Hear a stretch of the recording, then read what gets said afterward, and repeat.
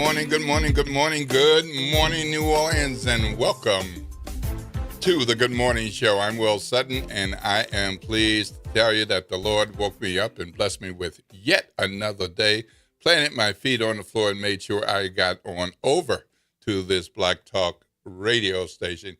Greeted at the door this morning by Jared Broad, and happy to sit next to my friend, Ro Brown. Good morning, everyone. Good morning. How y'all are? Occasions.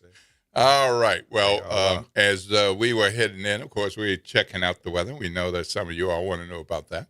So right now it's about 82, 83 degrees, depending on which sort you look at.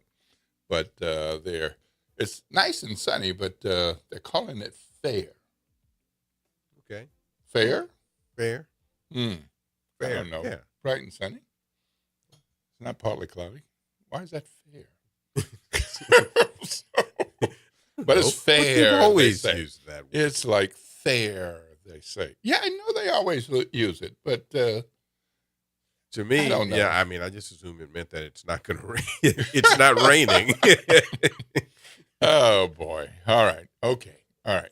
Well, the feel like is 93 degrees, and of course, as the day goes on, as the morning goes on, we're going to hit from 82, 83 on to 86, 88, 89, 91, and by noon it should be 92, and then 93. But the difference is, in the afternoon, we're expecting showers. So we're going to expect about 38%, which means it could be raining at Rose House and not at mine, or vice versa. Right. And then is 61%, which means it might be raining at Rose House and my house, but not elsewhere. So Now, you see, that looks like normal New Orleans August, yeah, July, August weather, as opposed to what we've had. yeah, You know, yeah. The 80s, mid-high 80s, low 90s, Yep. Rain at some point, Yep. someplace. Yep. Yeah, that sounded, but that's not what we've had. We've had, 95 and 97s. yeah, and feel like of 112. Yeah. I mean, so this is very It's different from much of last week, where day after day we had extreme heat warnings, Mm-hmm. usually from mid-morning into the night, not mid-morning into afternoon, but mid-morning into the night. But that's not true these days for this week, because that's the report for today. But looking ahead, it looks like we're going to have highs of 89, 93, 88, 87, 89 going on into the weekend. We're going to have more chances of showers Wednesday, then more chances of showers Thursday and Friday, 71% chance of rain. All right, so might want to have your rain umbrella. 71%. Yeah. That means it's going to rain. It's people. going to rain. It's going to rain.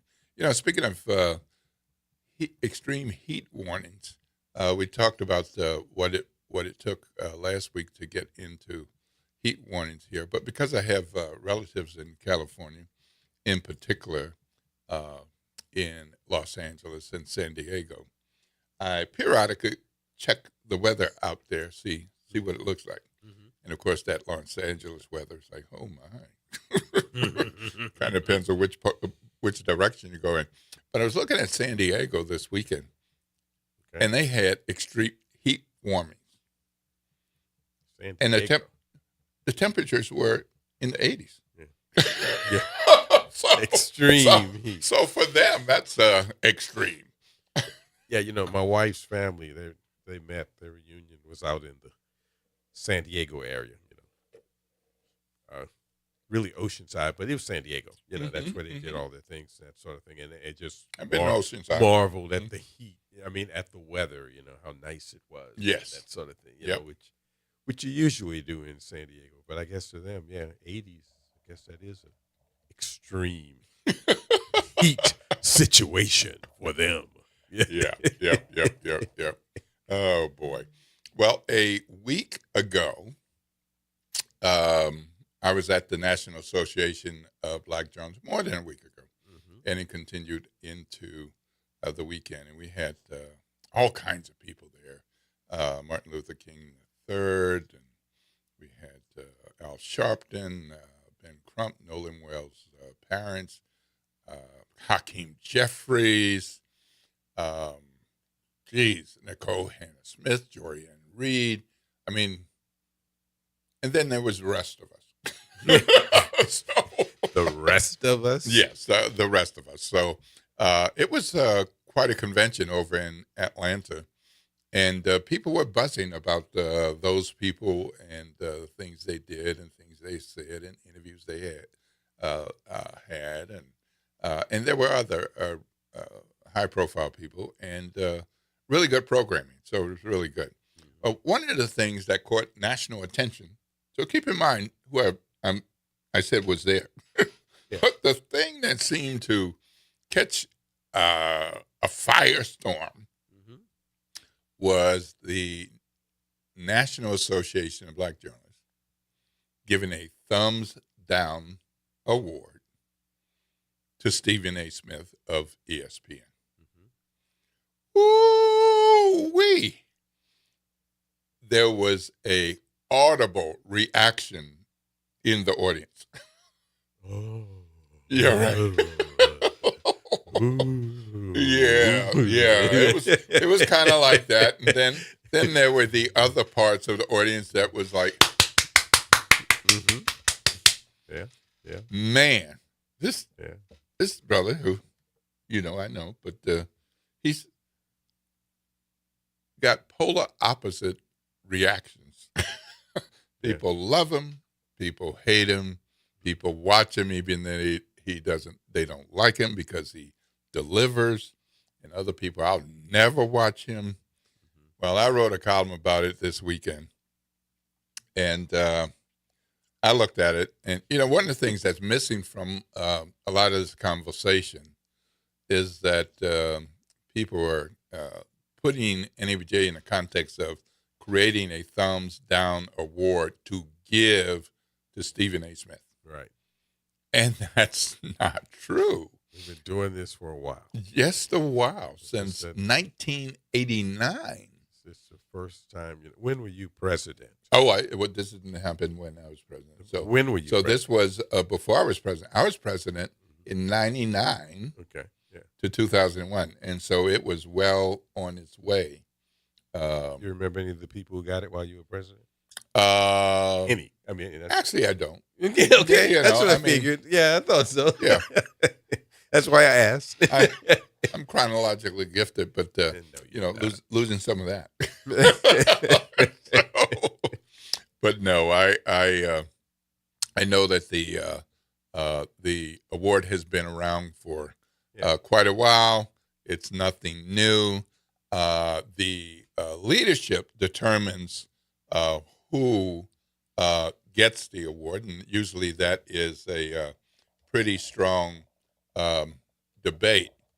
And usually people have a number of folks that they want to see get the award. And so members are able to nominate, and the board members narrow it down and decide who they want to recognize. So the very first awards were in 1989, and that one of the awardees was Cal Thomas, Okay. who had written about black Who folks. could get it every year? Yeah, right. Who had written about black folks in the context of essentially villains. Yeah. Yeah. Bad people doing bad things. Right. And at least part of the column wasn't like Ro Brown specifically. It was like black people. Yeah. And that was a problem. And the organization said he deserves the thumbs down.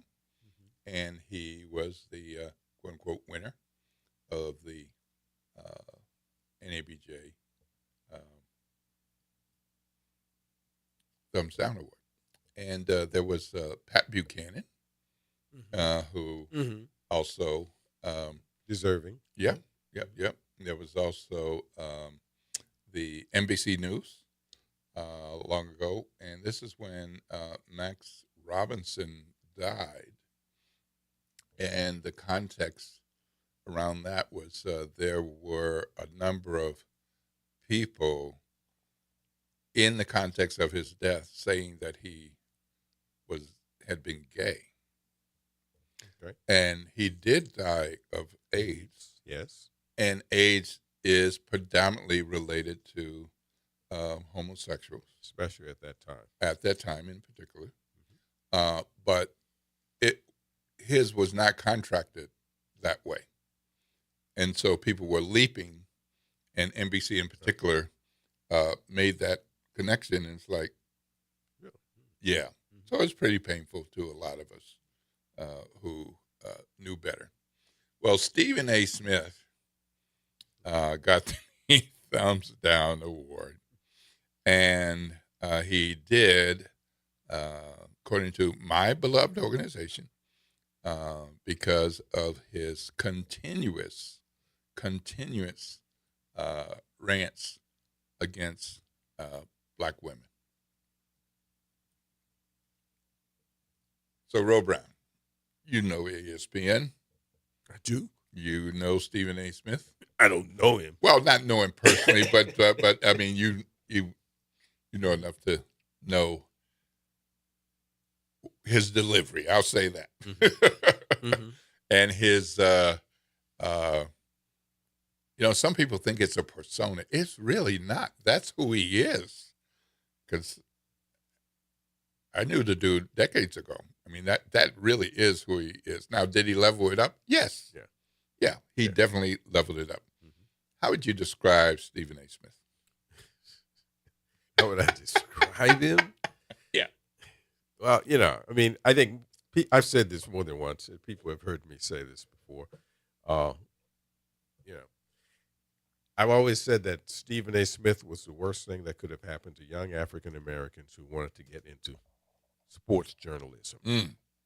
And when I say that, people would say, well, why would you say that about Stephen A. Smith? And I'm not saying it about Stephen A. Smith. I'm saying that Stephen A. Smith became highly successful. He is highly successful. He is about as successful as a black guy in the history of sports journalism. If I'm not mistaken, makes more than $100 million a year. Exactly. A year. Yeah. He highly successful. Okay. And young people see that, and they think that all you have to do is talk loud, have an opinion, and you get to wear nice clothes and get to work only 2 hours a day and make $100 million. Okay? So they want to be Stephen A. Smith.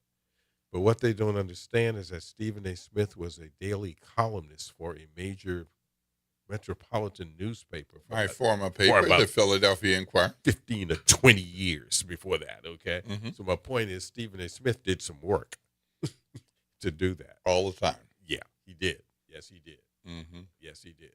So, I mean, that's how I felt, Stephen A. Smith, it's not, I understand that's his shtick to do what he does on First Take in the mornings. That's what made him. That's what got him the $100 million, so on and so forth. I couldn't do that. It's just not me. I mean, I couldn't do that. But I don't have anything against Stephen A. Smith in that regard. I think that more so, the Thumbs Down Award, okay, so they said disparaging things about women. I mean, I guess he said some disparaging things about women black women that are important to us now. Kamala Harris. Of course, Congresswoman Crockett. Yeah, Serena I Williams. mean, he said some things that we didn't, that you may not have liked about what he said, but I think it's more so that, he's delved into politics now. Yeah. And he's delved into politics, and he's, and he's cozied up with conservatives. Mhm. So when he says that it's because of liberals who did it, well, maybe you're right. Okay, maybe that is. Yeah, okay, because you've kind of you're a black guy who's cozied up to a bunch of powerful conservatives, and some of the things that you say, you interview Byron Donalds and you say, man, this man could make me become a Republican. Really? Mhm. Mhm. Yeah. So that's where I understand why, he would get the thumbs down award. Yeah. Now I think that it's been piling on since then. Yeah. It's just people trying to get their piece of the meat. Yeah.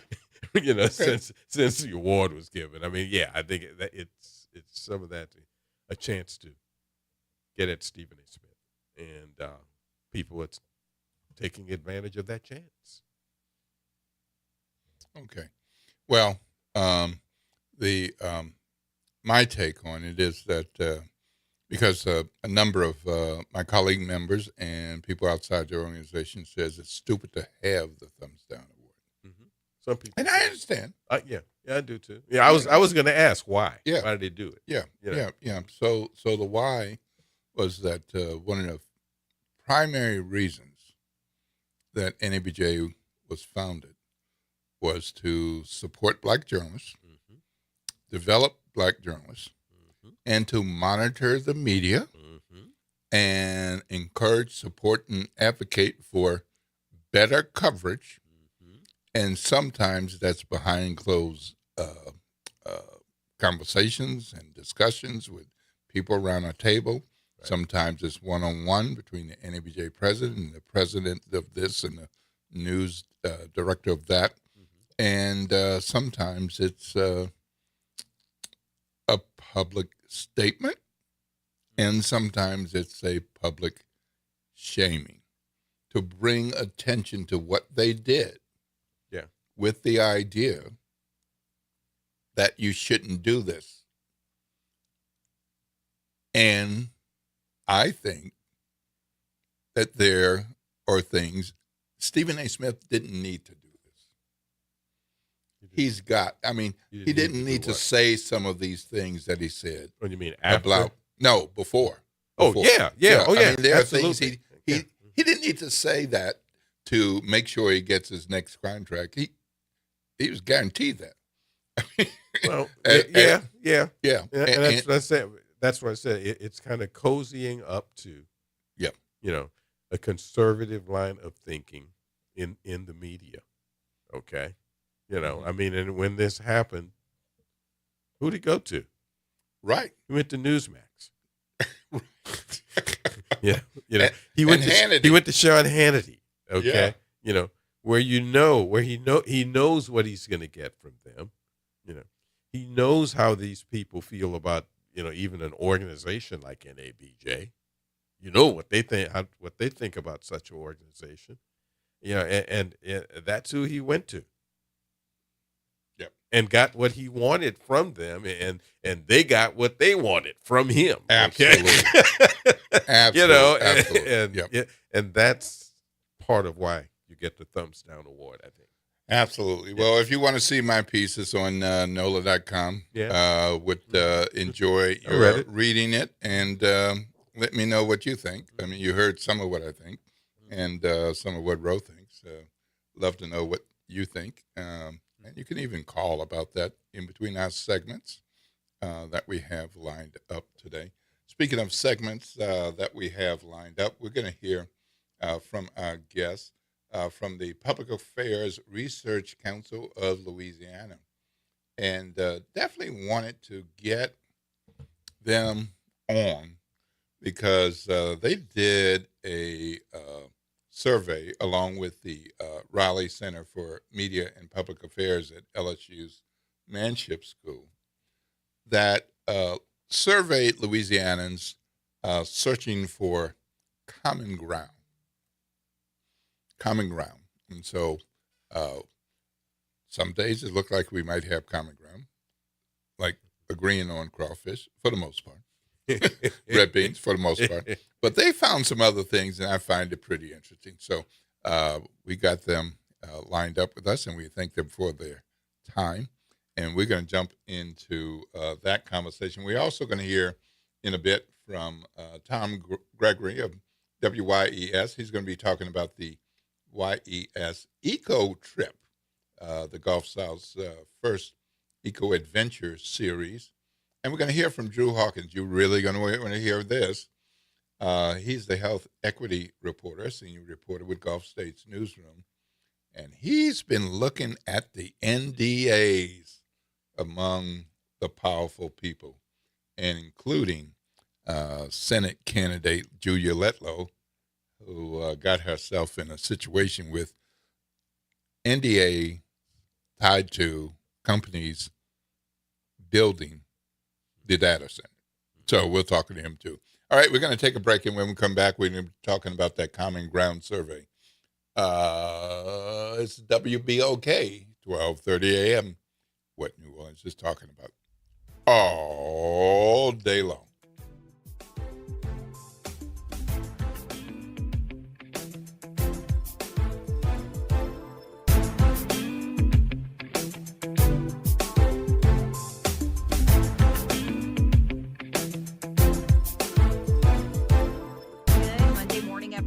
I'm Elizabeth Kubel, and here are your Monday headlines for you. Overnight, a man is shot and killed in Algiers. The New Orleans Police Department says that it happened around 10:30 last night on Newton Street and Atlantic Avenue. They say that the victim was taken to the hospital where he died. Police say they are working to identify a suspect, so if you have any information at all on this shooting, call Crime Stoppers at 504-822-1111.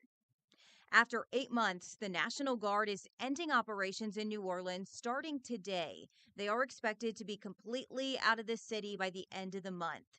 Troops were first deployed during the one-year anniversary of the Bourbon Street terror attack to help with major events like the Sugar Bowl.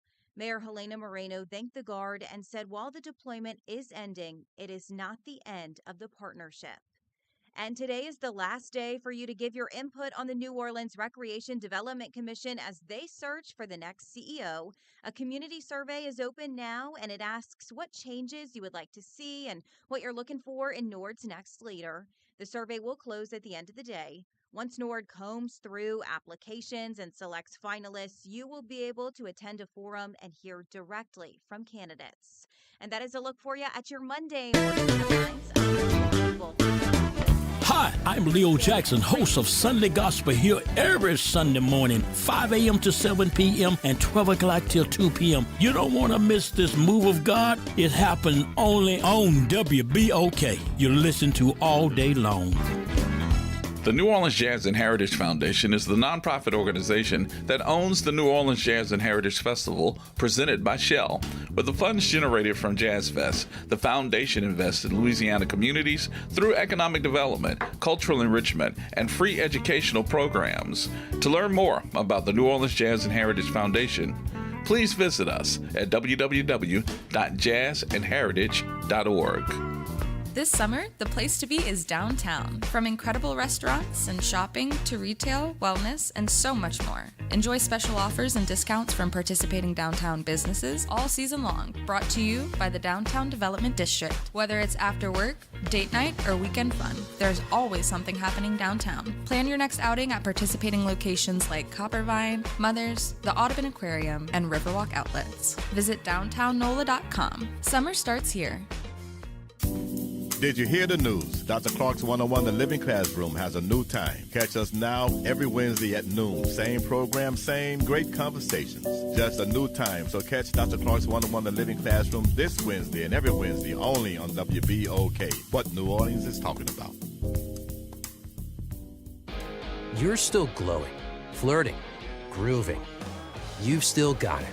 But your immune system weakens as you age, making it harder to fight illnesses like pneumococcal pneumonia and RSV. Vaccines are a key part of any health routine and can help protect you from getting really sick. Ask your doctor or pharmacist which vaccines you need. See more at PfizerForAll.com. Sponsored by Pfizer.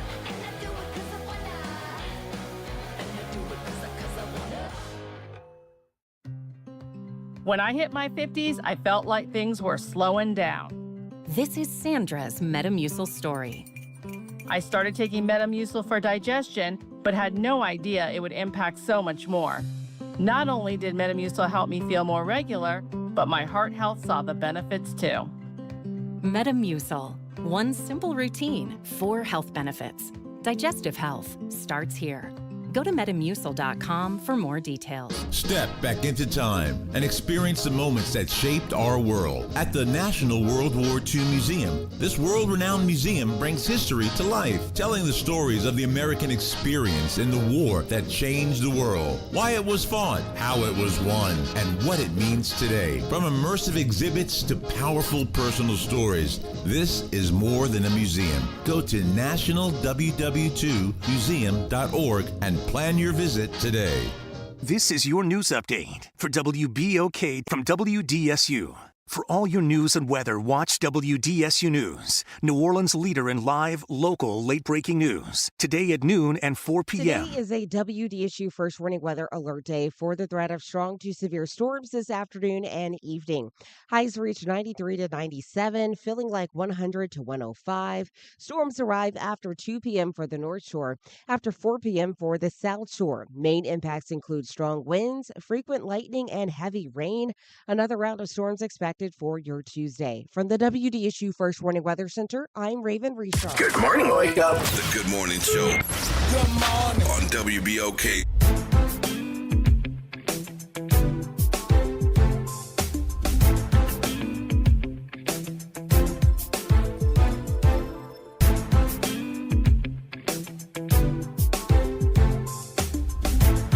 Good morning, good morning, good morning, good morning, New Orleans, and welcome back to the Good Morning Show. If you've been listening since 7:02, 7:04, 7:06, or even 7:25 a.m., I am Will Sutton, here with Ro Brown. We just had a lively conversation about Stephen A. Smith of ESPN, the NABJ Thumbs Down Award. Lots of people still talking about it. We'll see how long that lasts. Well, as promised before the break, we're going to jump into a conversation about how much common ground there is in Louisiana. And we're going to do that with Dr. Stephen Procopio and from Public Affairs Research Council of Louisiana, and Michael DiResto from the Raleigh Center for Media and Public Affairs. Two organizations worked on this survey together, and I continue to go back to it because I find it fascinating that there are areas of common ground.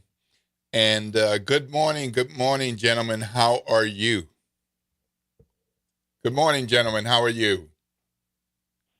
Good, great Doing to great, be here. doing great. Thank y'all for having us. Fabulous, fabulous. Okay, so one of the things I'd like you to do so that folks can be sure who's talking is say your first name because there very likely will be 4 of our voices, and want to make sure that people know who's talking. So this Common Ground survey is really quite fascinating, and I like to start with who was surveyed. Because I have to tell you, at WBOK, our listeners are cautious about surveys and whether they include people like us and income levels and that kind of thing. But correct me if I'm wrong. A large number for a survey like this included about 27% of people with incomes between $35,000 to roughly $75,000. Is that right? Yeah, this is I think Michael that's with right. I don't have the numbers LSU, off the and top of so my we head, we actually oversee LSU's Public Policy Research Lab, which has been in operation for I don't know how long. Stephen actually used to be in charge of it years ago. I think without a doubt the best survey operation in the state. And, for this survey, we wanted to make sure it was a very large sample, 1,046 Louisiana adults interviewed by live telephone and then online, kind of half 50-50 online and telephone. And it's always important to make sure that your survey population reflects, the population of the state. They took great steps to make sure that was the case. And where there may have been some oversampling or undersampling, one of our professors at LSU helped to advise us on how to do what's called weighting, which is to make sure that the results, really reflect the population. And Black or African American folks were roughly the percentage of blacks in the state, depending on whose number you use, 30 to 33%. Is that right? Yeah, I believe so. Okay. All right. So give us an overview of what you found with this Common Ground survey. Go ahead, Sure. Steve. I mean, there's a lot of components. This is Steve Procopio with FAR. There's a lot of components, and so I'll talk about the Common Ground part first. Okay. That was one of the things we really wanted to both, investigate and very pleasantly surprised. But I don't know if I'm that surprised. Several things were there is strong agreement on some important things. 81% think that elected officials should work to find common ground.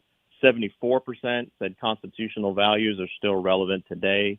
92% said there should be equal opportunity for all, regardless of race. And 91% said free speech should apply to all, regardless of belief. So, we spent a lot of time talking about our differences and our disagreements. And so one of the things we really wanted to show, and thankfully we found that to be true, was that on some of these really core foundational issues, there is incredible agreement. And that's a common ground you can build upon for other issues and policies. Yeah, well, this is Ro Brown. You kind of answered my question I was going to ask. My question was, why did you do it? What was your purpose in doing this survey? And I'm not suggesting you had anything sinister, but, Well, yeah, let me jump in on that. This is Michael with LSU. A couple of reasons to do the poll. First, we rely on a lot of research. And, a couple of things out of research, which is, polarization. In some regards, talking more about polarization can lead to more polarization, oddly enough. But we also see in the research, when you just flat out ask people to rate the other party, researchers don't know who they're talking about, or people don't know who people are thinking about when they respond. They might be responding to the last loud person they saw on cable news. And so we followed up with a question asking, now think of somebody from the other party that you know personally, and the polarization scores reduced by 10 points. So what we're trying to do is also use the research to get people in the room. We do a lot of programming where we invite people from, very diverse ideological backgrounds to get together and have conversations. And that is what the research shows is the best way potentially to lower the temperature, get people more comfortable with talking to people they disagree with. And our poll showed that, Louisianans are pretty comfortable. 70% reported having had a real-life conversation in the last month with someone with very different political views. So that was very surprising to me. 70%? Yeah. Wow. Yeah. One of the things that I saw in your survey, and correct me if I'm wrong, I think you guys said that Louisianians are more interested in politics than most other Americans as a whole. Did I read that? And you can talk about that, but it made me think about, I have family after Katrina moved to St. Louis, and I can remember at one point my aunt asked, "Who's the mayor of St. Louis? I never see him on the news." Whereas if you live here in New Orleans, the mayor's on the news every day, and they're talking about something political. And in St. Louis, you don't have that on the news. I thought about that, but just talk a little bit about that. Louisianians being more interested in politics than other places. Yeah, this was surprising, not just that we're more interested, but how much more interested we are. Uh-huh. So 48% of the people in our survey of Louisianans were very or extremely interested in politics, which is pretty high nationally, because we compared a lot of our question systems in national surveys. Nationally, it was only 28%. So that is a 20% point difference between how much we follow politics compared to, the nation as a whole, which I knew we cared a lot about politics, but I didn't realize it was quite that much. We like triple checked that number. That seemed like a lot, but we enjoy our spectator sports in Louisiana like everybody, and I guess politics is just one of those. Well, that for me, that was quite another surprise. Really? You were surprised? Well, to the degree. Yeah, the degree. Okay. The number. This is Michael at LSU. Just to follow up, I think when you juxtapose just how much we are interested in politics, and the other survey question showed, by 12%, we also talk about government and politics with others more than people do nationally. I think it's a good sign that we are so interested in politics, but we're not more polarized than the country as a whole. And again, that kind of leads into what we're trying to do with our Common Ground project together is the remedy for polarization may not be everybody keep their mouth shut. It may be talk more with people you disagree with, but do it in a constructive way. So, gentlemen, correct this perception if I'm wrong, but after reading through your survey, I started thinking about Common Ground, and I started thinking about the daily and regular newscast and radio, television, newspaper, digital, and what's covered.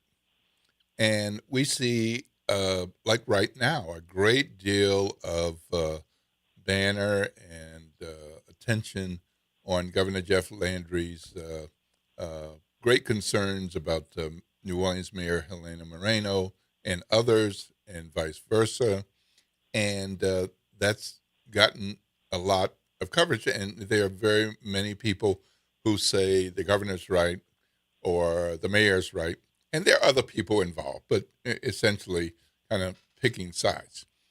But when these same people go to a LSU football game or a LSU women's basketball game or a Saints game, they kind of leave that alone, and you're sitting next to somebody with very different views, and you're having a good time. What do you think? Yeah, this is Steve. This might be an easier question for me to answer than Michael. The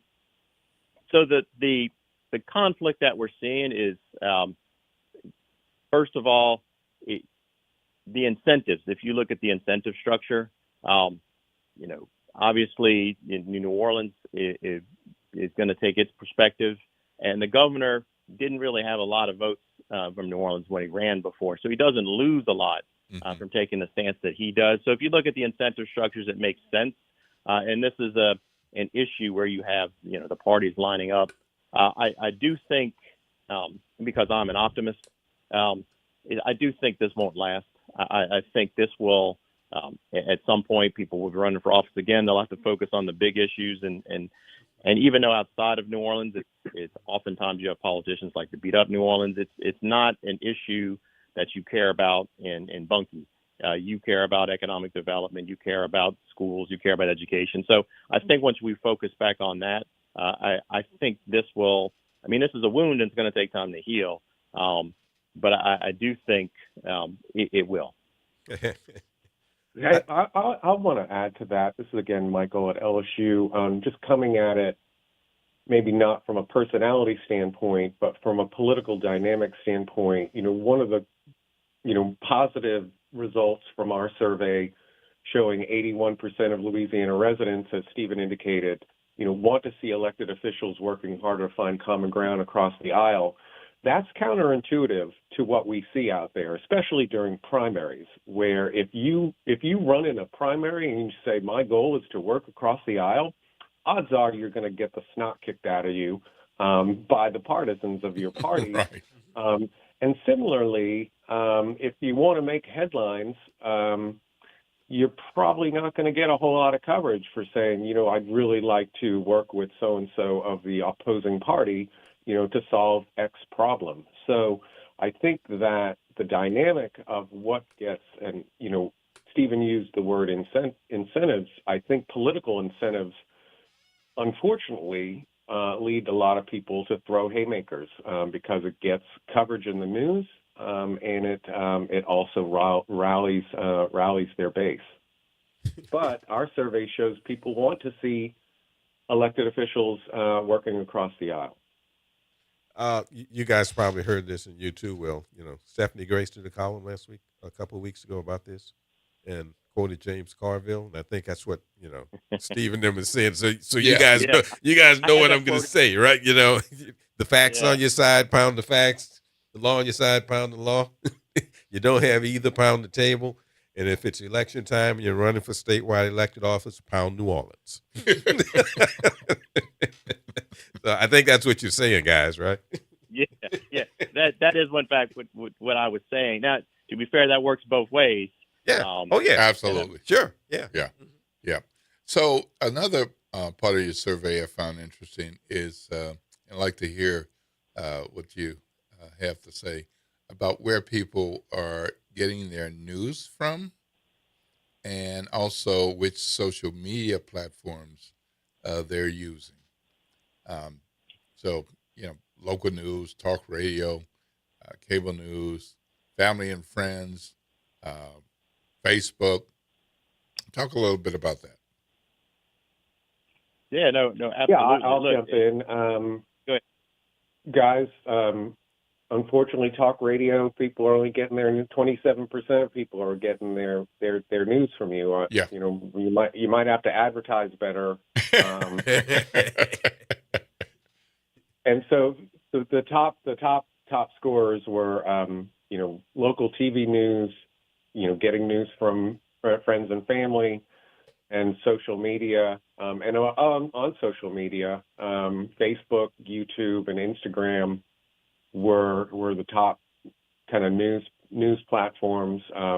We did ask, just back on the polarization for a question for a minute, because we're talking about media. We thought it was interesting that only 8% of Louisianans reported that they frequently post about politics on social media, which is an interesting finding when, I think we tend to think social media is just chock full with people yelling at each other about politics, but it might just be a very, very small minority making all that noise. Mm-hmm. Mm-hmm. So, was there anything in particular that surprised you, other than some of the things that we have discussed? Well, I'm gonna pass this to Stephen. Stephen was thinking we would be maybe more. A good bit less polarized than the nation than what we found. Right. Stephen, I just put you in a corner there. Yeah, no. Before we began, again, remember I said I was an optimist. Before we did the survey and we got our measure of polarization back, which is really how you feel about your party and then how you feel about the other party on a scale like 1 to 100, and then you subtract the two. I thought we would be substantially less polarized than the rest of the country. We're basically just a little bit or about the same. Overall, there was about a 50-point polarization nationally and about 48 in Louisiana, which is a little bit better. I'd rather be 48 than 52. I actually thought with all the fairs and festivals and for a long time, politics was not so heavily polarized. It didn't really matter if you were a Democrat or Republican. And I'm thinking of the state legislature, but even more so locally. So I thought we would have a lower level of polarization. I mean, we do have a lower level in general, but not as much as I thought it would be. So I was a little surprised by that, and I'm thinking that's something that if we had done this survey 10 years ago, probably would have been a little bit lower. So there was another point in the survey. You asked people whether it was okay to use violence. Talk about that. That was, to me, a couple of surprising numbers, but I want to hear what you have to say. Was that the violence question? Correct. Yeah. Okay. Yeah. I'm sorry. I had trouble hearing you. Sorry about that. I mean, on the whole, it sounds good that 70% say violence is never justified to achieve political goals. 14% saying it can sometimes be justified doesn't sound like a big number, but exactly. As we know, it only takes one or two people who think that way to cause a lot of harm, not only to persons, but to our psyche. So, this was, again, one of those polls that we compare to a national poll, and it was pretty similar. So it's maybe, it's disconcerting that anybody would think violence is justified, but apparently it's kind of the same results across the country. And I think we all have a responsibility to keep, letting people know that that's not okay. Yeah. So our listeners know, and if my calculations are off, please let me know. That's about 29% of people saying, yes, violence can sometimes be justified. I'm not sure, or I prefer not to say. Yeah. Our poll showed 14%. Well, 14 for yes. I think he's adding. He's adding. So not sure. Yeah. And prefer not to say. I'm doing the combination of those things. Yes, violence can be sometimes justified. 14%. Not sure. 10%, and prefer not to say 5.5%. So. The 14% is enough. 14% is enough of a concern, but then you look at the other two categories, and it's like 29% not so sure and prefer not to say. Preferred not to say might be. You're picturing their eyes, kind of going back and forth a little bit and looking a little sketchy on that question. Yeah, prefer not to say. These might be the people who are have committed violence or interested in I'm a little leery of that 5%. Prefer not to say. Okay, I almost want to add them to the 14%. Oh boy. So overall, what do you want people to take away from this Common Ground survey? How should they look at things at home, their neighborhood, their community, church, and wherever else they come in contact with people of various kind with different views? Well, this is Michael at LSU. I'll go first and then save a lot of time for Stephen. I think one of the things we're trying to do with the Common Ground Project as a whole is not convince, but to remind people that the more they interact in an everyday fashion, face-to-face, as opposed to just envisioning a caricature in their mind of somebody who's a monster because they have different political beliefs, the better we are. We asked these questions and got really positive results in terms of common ground areas as a foundation to let people know, apart from what they may hear on social media or the news, they really do have a lot of shared values, and that's a basis to be productive as citizens, have good conversations, find solutions to political issues. Stephen? Yeah, no, I think that's the core. Again, we did this. We had this whole Common Ground project, which includes our in-person meetings, and all of this is sort of there to be like a remedy. But one of the things you have to do first is, find the data. And so that's why this survey is so important, to find out what is actually going on. And the results, as Michael was pointing out, I think are very positive. One of the things you have to do to promote common ground is let people know there is common ground. And so, as Michael said, reminding people. So you're in the 70s to 80s to 90% on core issues like free speech, equal opportunity, Constitution, and then the fact they should find common ground, which I think is a foundation to build on. The fact that so many people have conversations, 70% with people of a different party in the last month. And that's something you can build on about this interaction that we need between people, which I think is really important. I think another part is, and we didn't talk too much about this, only 8% of the people we surveyed discuss politics online frequently. So a lot of what we see on Common Ground, those are the people that are out there that are spending a lot of time talking about politics, but most people don't. And so when you see, outrageous things on there for clicks, that's not representative of everybody. And so, it's its own way of communicating, and it's an important part of getting information, but it's not representative of what most people think. And that's very important to remember, because that oftentimes gets emphasized where all this common ground that we have does not.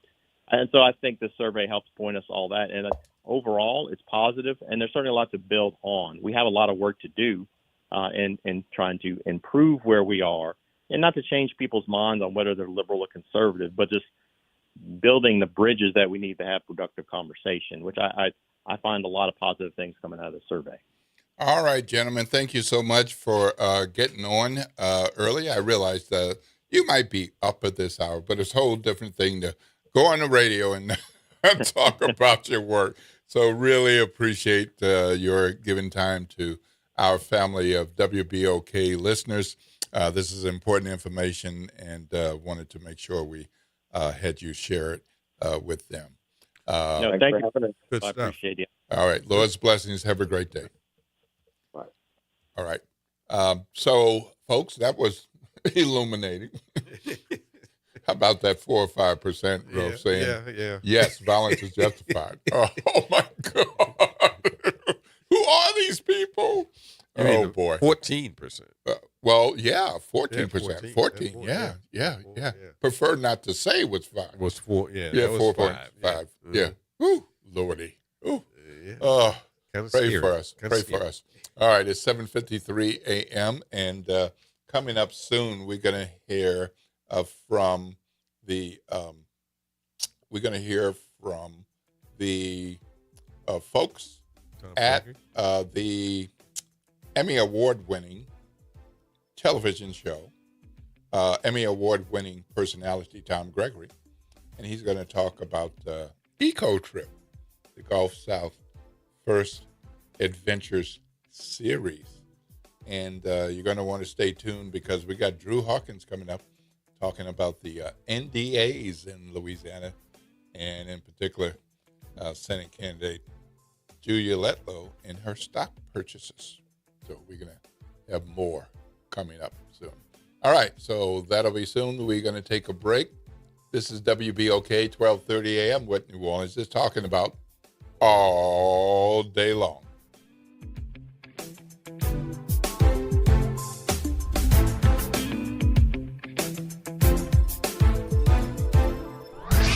Hey, this is Dave Poston. Be sure to listen to WBOK 1230 AM every Saturday morning at 10 a.m. and Sunday evening at 5 p.m., bringing you the best Southern Soul barroom music with the Southern Soul Weekend Party Mix, hosted by me, of course. I'll be playing your favorite Southern Soul music by artists from all over the South, right here on WBOK 1230 AM or online at WBOK1230.com. The station you listen to longer. Listen to longer. Listen to longer.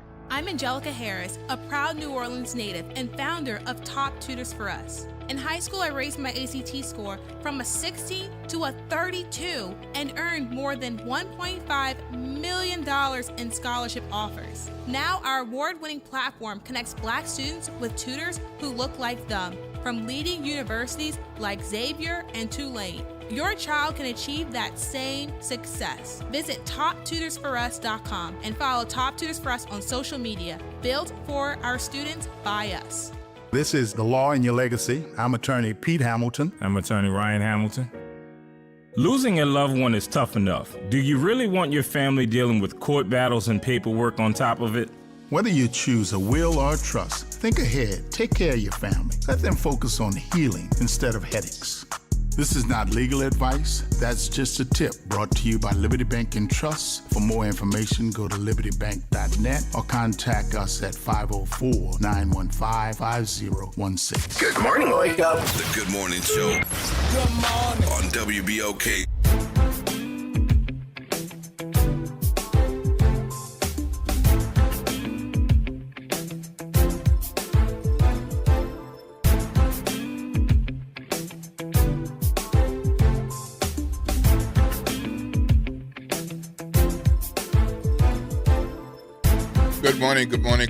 Good morning, New Orleans. Welcome back to the Good Morning Show. I'm Will Sutton here with Ro Brown. Good morning. Quite interesting results from the Common Ground survey. Yeah, I think it's admirable, the reasons why they did it. I think they were hoping that they would find that we aren't as polarized and that sort of thing, but I think we polarize just as much as any other place. I find that it fascinating and interesting that so many people said they have, what was it, in the last week or month, had conversations with people with different political views. I don't think they talked about politics. I think that's accurate. They have had conversations, but not about politics. Yeah, well. Really, I don't think they talked about politics.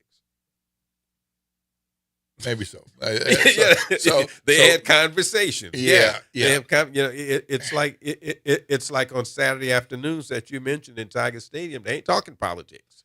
Yeah. Well. Okay. So they're getting along. They're talking about 1st and 10.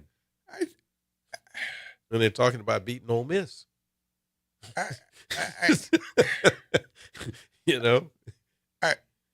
think the question was more about people with different political views. So I'm going to look it up before we get off there. And I believe that, but I don't think they talk about politics. So they have different political views, but how about those Tigers? How about those things? They don't talk about politics. Right. Okay. Is all I'm saying. I got you. When they say they've had conversations with them, I got it. Okay. Did you see folks, Jeopardy last night? Yeah. So look, folks, we like to bring you some breaking news when we have it, and this is breaking news. Oh my goodness! A Washington Post columnist, former Washington Post columnist. Her name is Karen Attiah. She was fired last year by the Washington Post. Now, keep in mind, she was a columnist, hired to have opinion. And so she posted something about Charlie Kirk and America's double standards in race and violence. And the Washington Post thought that was outrageous. So in September, they fired her. Well, she fought back. And guess what? She won. And the Washington Post is required to reinstate her back in her position. That is amazing. With all the Washington Post attorney power. Oh, boy. What's that going to be like? Good morning, boss. I'm back. Just an aside, the Washington Post got a thumbs down from Absolutely. NBJ last week, the same day that Stephen A. Smith did. That's right. And I think this was why. And this is why. Yep.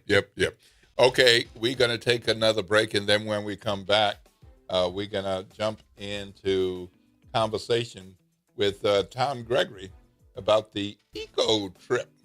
We hear about Eco this, Eco that. Well, we're going to find out about Eco Trip today. I'm looking forward to that conversation. We hope to get some calls in before the end of the show. Ro Brown, what's that talk line number? 504-582-9422. That's 504-582-9422. This is WBOK 1230 AM, what New Orleans is talking about all day long.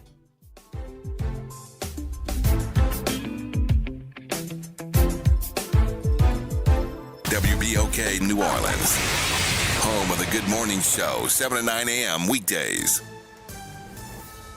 I'm Bree Wood with BIN News Now. 4 Chicago firefighters are recovering after battling a fire in a vacant building on the city's southwest side. This resident witnessed the blaze in the 5400 block of South Justine Street. It was horrible. All you see was smoke everywhere, firefighters running to get some water. It was too much going on at the same time. 3 were treated and released, while a 4th remains hospitalized as investigators work to determine what caused the blaze. The family of Chantel Brooks is searching for answers more than a month after the Black California woman disappeared following a late-night hotel shift in San Francisco. Investigators have served dozens of search warrants, and her loved ones are continuing a public campaign to help bring her home. And Michael Threets, host of Reading Rainbow, says he's stepping away to focus on his mental health. The Black literacy advocate and former librarian announced he is checking into a treatment program, thanking supporters, while noting the importance of seeking help when it's needed. Get BIN News Now on demand 24/7 on the iHeartRadio app. Good morning, wake up. The Good Morning Show. Good morning. On WBOK.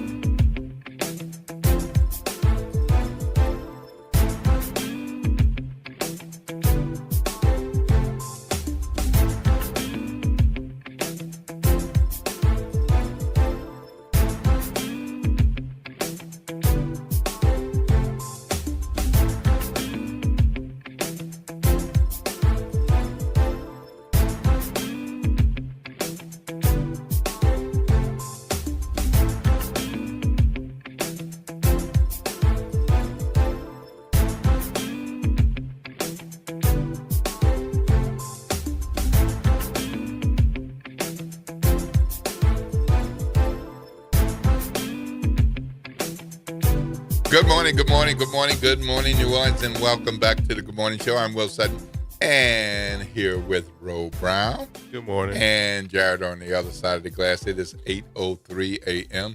If you needed to be somewhere by 8 a.m., you are late. And if you're still on your way and it takes 8, 10, 15 minutes, please, please, please, just be careful. You're going to get there when you're going to get there. If you go too fast, if you're not looking, you're distracted, you might not get there. And I don't want to see you on the obituary page, okay? So, and watch out for our babies and kiddos. They're on their way to school still. And, number of them not paying attention. They got their faces in the phone. So let's make sure we look out for them. Look, before the break, we promised that we would have a conversation with the fabulous Tom Gregory. Hello. Good morning, Good Tom. morning. Fabulous. I like that. You are. Oh, fabulous. I'm going to put that on my license plate and then drive really slow. Yeah, right. Oh, boy. Well, you have had quite the career and award-winning. Oh, well. Well. That man next to you has been around for my entire career. We go back to Baron Davis days with the Hornets. Oh, my Hornets. Oh, yeah. 11-time Grammy Award winner.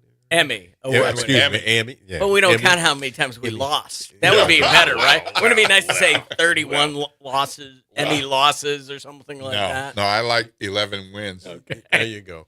I like 11 wins. He's an outstanding producer. Yes. Of television shows.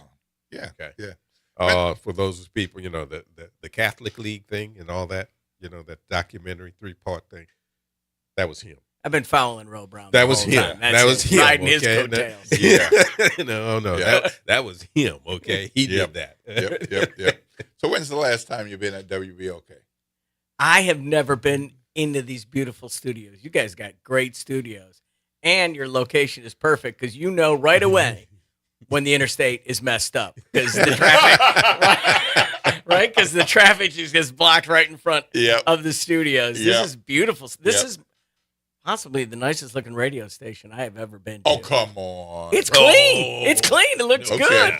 All right. Well, now, what it looks like Monday afternoon. Yeah. Well, we are very happy to be here with Xavier University giving us this space. or letting us use this space because being on the South Campus of Xavier University is a wonderful thing. I liked it when it was over at Gentilly, and then there was a place before that which I didn't go to. You probably did, but no. When it was Before, on, no, it, I knew where it was. But Yeah, right. I know. Yeah. So, but one of the things that we like to do, Tom, is make sure, aside from our banter about you, is give you a chance to say a little bit about who you are, and we have our ways of doing that. So, Tom Gregory, who your mama and them? Who my mom and them are still living outside outside of Chicago. That's where I was born and raised, south side of Chicago. Came down here for a radio and TV job to Golden Meadow, straight from Chicago. Woo! That's the truth, and have been here on and off for the last 30 years, and launching a brand new program tonight on WYS called Eco Trip, where we kind of combine the culture that we love and celebrate with what's going on with the coast, because it's all tied to where we live. So that's the whole idea of the show, and that's what we're doing. And as you guys can tell, and Ro can attest, I'm not no Bear Grylls. I'm no Chris Hemsworth pushing the limits of humankind. Yeah. I'm just a TV guy who's out there saying yes to challenges and fun. You know, the stuff that I've seen Tom do. I told you he's a producer, which means, you know, he's been kind of behind the scenes, writing and putting the thing on it. But he also does on-camera stuff. But, you know, just for me personally, the stuff that I've seen him do, it's educational because it looks like he's learning at the same time you are. You're very, you know, you're involved in it, you know, and it's the kind of stuff, you know, it's culture stuff. It's music. He's always feeding his face. You could tell. He's always, you know, yeah, you know, it's that kind of stuff, you know, along with, you know, talking about serious stuff like the coast. Bro, you hit on it. I don't know anything. I know. And I am learning while I'm doing it, which is, I think, part of what makes the shows interesting. I mean, I did a car show for 4 years, and I drove a minivan. So really, what do I know about automobiles? Nothing. I do know a little bit about the coast, but I'm learning all the time, and I hope that people watching learn through, you know, my experience, because we want to bring them with us on the adventure. You know, we don't need to have people just sitting there and watching, you know, mindlessly. This is not doom scrolling. This is fun television. So this is curiosity leading to television. Yes, that's a great way of putting it. Yes, we're curious about what's going on with the coast. We hear all these things, right? We've been hearing we lose a football field every 100 minutes, right? And a young lady who's on our premiere show tonight, she said, I've been hearing that since I was a kid. You know, we've lost the state of Delaware. We've lost a football field. She goes, I don't play football, and I've never been to Delaware, so it really didn't stick with me until I got stuck in the middle of the wetlands and did some restoration. So, you know, that's kind of the idea is let's make things a little bit more tangible. Is that the word, Ro? Okay, yeah. You're a Hall of Famer. Come on, get those word out there. I guess that's it. I guess, yeah, I suppose that's it. But how do you, you know, if you're telling me to watch this show tonight, I'm thinking, well, that's boring. I don't want to hear about that. But it's not boring. So tell me why it's not. It's tied to the culture, right? It's tied to everything that we love. Hey, the world comes here to New Orleans and to Louisiana to enjoy what we got, but sometimes we don't even appreciate that. And let's hope we don't have to go through. I know what anniversary is coming up. Everybody knows what anniversary is coming up, right? August 29. And with that anniversary should be the memory that it taught us sort of to appreciate what we have. And what we're hoping is through the show is that those issues on the coast that we've been hearing about are actually tied to everything that we eat, drink, sleep, eat, and party. It's part of who we are, and that's at risk. It's all connected. Yeah, yeah. Plus, you get to see me dress up as a Los Isleños and try to dance with Canary Islanders. I was going to ask you about that. I did see that picture when I looked, I pulled it up yesterday. Don't I look good in a vest? Oh, really? Yeah. You'll tell the people what you're talking about. It's Isleños. Los Isleños, Canary Islanders came here from Spain. They settled in Saint Bernard as part of protecting the Spanish colony, and they're still today. Yeah. They came here as basically farmed. So all that food that New Orleans was cooking up in its early history, it was being farmed out in Saint Bernard. Well, every year there's a festival out there. Mm-hmm. It is an incredible festival where they actually bring a troupe of musicians and dancers from the Canary Islanders every year. I think it's been going on forever. Yeah. And most people don't know about it. Yeah. But it's costumes and it's great food and it's dancing and it's worth the trip. Down to the Los Isleños Center. I know I'm saying it wrong and I'm going to hear from my friends down in St. Bernard. I've always said it wrong. I Americanized. I always called them Islanos. You need to say the Canary Islanders. It's a little bit easier. So what time of year is that held? It's right around St. Patrick's Day. Like the week before. It's in March. So you really get to experience the Spanish heritage. This year it was even more special because they had the exhibit at the Louisiana State Museum about Bernardo Galvez. And you're like, did you know that there was a Revolutionary War things going on here in Louisiana? Mm-hmm. I didn't catch that in my history classes, but I don't know if I was paying attention. When my wife and I went on a cruise year before last, one of the stops was Malaga, and that's where Galvez was from. Really? Yeah. Well, and the lady was talking about Galvez, and I said, well, we're from New Orleans. She said right away, well, you know about Bernardo Galvez. I said, yes, ma'am, I do. Did you know? I didn't even know he had a statue right outside the Riverwalk. Yeah. I'm like, wait, I've seen that guy. Yeah. So I'm learning not to dance. I could not dance, but I'm learning about Bernardo. And for those of you out there that sounds familiar, yes, that's the guy the street was named after. Yes. Yeah. Many more people know that, but not realize where the name came from. So we hear eco this, eco that, eco. So it's kind of become a thing in recent years. So their eco sessions, their eco vacations, their eco adventures. How would you characterize this eco trip show? Well, I think it is more of a trip than an adventure because I'm taking it once again. I'm no Bear Grylls. So we're not out surviving it. For us, I originally thought the name was Ego Trip because it's all about me. But no, that's not what they wanted to do.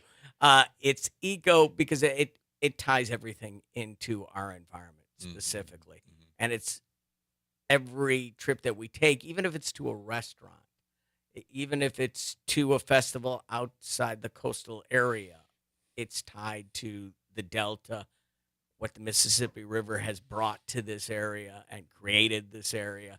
So that's part of it. So we're really trying to tie, as I said, the things that we love to do to what's to the coast itself, to our environment.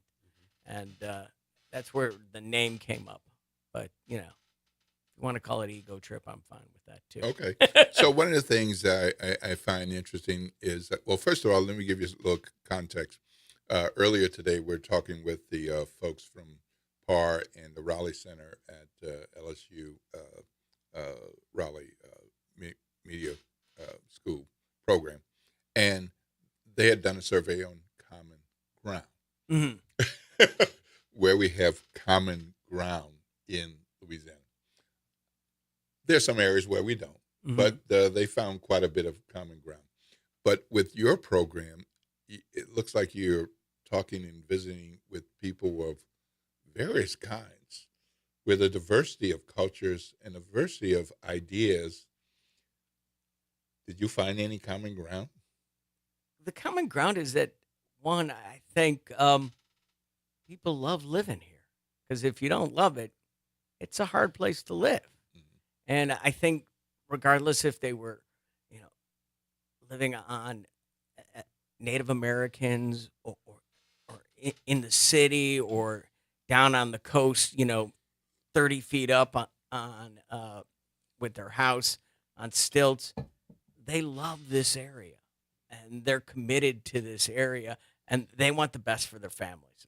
That is really common ground where, what's the best for my family, for my kids, for my grandkids. And you see that in everyone that you meet, even the transplants that have been here just for 5, 6, 7 years that have come to work on the coast. They're immediately taken by, what Louisiana has to offer, what the entire Gulf Coast has to offer. So, if there is a common ground between all, we may complain. We may shake our head and go, what is going on? But at the end of the day, we all just love where we live. And we ain't leaving. We ain't leaving. Yeah, is what you're Bro, saying. put it in a, We ain't leaving. We ain't leaving. So that's really a common ground. I'll put my house up 550 feet if I have to, but I'm not moving. Yeah. Okay, so as you work on this series, it's not just one show. No, it's 13-part series, and we're still filming, which is, different for this kind of series. Usually they film for a couple of months, they wrap it up, but we want to take the time to do things that only happen during certain times. Like we know what we're doing today. We're sweating. We're sweating a lot. But, once it cools down, what's going on the coast, there's plantings, there's, and then different festivals and culture revolves around time too. So, we'll be filming up until the last episode. So when people say Gulf Coast around here, I think for the most part they mean Louisiana, part of Mississippi. But the Gulf Coast is really includes big. other states. Yeah. So what part or parts of the Gulf Coast are you looking at with these series? Are there the focus on Louisiana or Louisiana, Mississippi, or do you go in the Texas Gulf Coast, Florida Gulf Coast, Alabama Gulf Coast? Well, we are focusing on Louisiana, on the Delta region, on what was built by the Mississippi. Obviously, stories expand out further when you're talking about, the ecosystems. Hey, to be honest with you, it's also defined by what that budget is. Hey, and we are public broadcasting, that's right, baby. yeah. And, one of the people we feature in the first episode, her name's Aloe Lee. She is a coastal naturalist. We do Cook Off with the Coast with her. I got to be part of her team, and she lost this year. I don't know why, but it could be me. And then we went out birding with her. And she goes out to Puerto Rico and plants mangroves like she does here. Now, would I love to go with her to Puerto Rico and film what she's been doing for Sounds years like an there? obvious thing to me. So, but I understand. But we all understand, yeah, what we're doing. But you can always change that by being a member of WYES. Hey, there you go. Is that good? Hey, I like that's it. good. You like the That's way I good. That's worked that intro? That's good. All right. Uh-huh. All right. So it's premiering tonight, 9 p.m. 9 p.m. WYES television. If you haven't watched WYES television before, you're missing a lot. But this is a good reason to take a look as Tom takes a look at Louisiana and Mississippi, part of the Gulf Coast. But how can people find out more if they want to say, well, there's some information okay. on WYES.org. There's WYES's Facebook. Now, I'm going to throw a plug because I'm a dad, right? I got 2 teenage daughters, and we all know about all the different streaming stuff. PBS Passport, the best streaming service you can get. You get all that PBS stuff, all the kids stuff, just for being a member, and it's way cheaper. It's like $7. I don't know because I'm not in marketing, but Right. $7-8 a month. Yeah. Okay, Right. how much is Netflix now? Ooh, Lord. Ooh. Keeps going up. Uh-huh. So, Yep. and you get all the PBS. So it will be on PBS Passport for people that, are out of the area, and they can catch it there. But PBS .org, I think, is where you can find information about the app. But so our show will air on broadcast WYS tonight. It'll be on PBS, WYS Live. It'll be streaming. It'll be limited time on YouTube. So however you get your media. And it'll repeat, I'm sure. on Yeah, it'll YS. repeat 2 or 3 times a month, and then a new show next month. Okay. A new well, adventure. we got to take a break and pay for this here radio station. This beautiful fan. Yeah. So we. Look at Ro. So thank you guys so much for it. This is fun. Yeah. Well, good. But before you go, you're having a viewing party launch. Yes, we're having a viewing. Can anybody go? Anybody can be there, and a lot of the anybody. You two are invited. You better show up. All right. When? It is September 26th at the WYS Studios. It is also a viewing party, but Coastal Expo. So a bunch of the nonprofits that are out there doing the hands-on dirty work to rebuild the coast will be out there with us talking about coastal issues and, giving away free things. You like the stickers? Oh, boy. Got some, yeah. So then we'll be out at for the Coastal Expo, and then we'll have a viewing party of a couple of episodes right there at the beautiful YS Studios at Delgado. So check that out, September 26th. Come out and get your coast on. That's 1 p.m. to 4 p.m. All right, folks, we have to take a break. Thank you so thank you, much. guys. I really enjoyed having you here today. Thank you, Thomas. Looking forward to the show. Thank you so much. All right, this is Will Sutton with Ro Brown. Jared is behind the glass. It's 8:23 a.m. You got to be there at 8:25. You got 2 minutes, so I hope you're sliding on over to the other side of the bed and your work calls you to just fire up the laptop and get going. Otherwise, you're probably going to be late. All right, look, we're going to talk to Drew Hawkins, and he's been reporting on the Louisiana NDAs. So he's found lots of good stuff, and we want to hear about it after the break. This is WBOK 1230 a.m., what New Orleans is talking about all day long.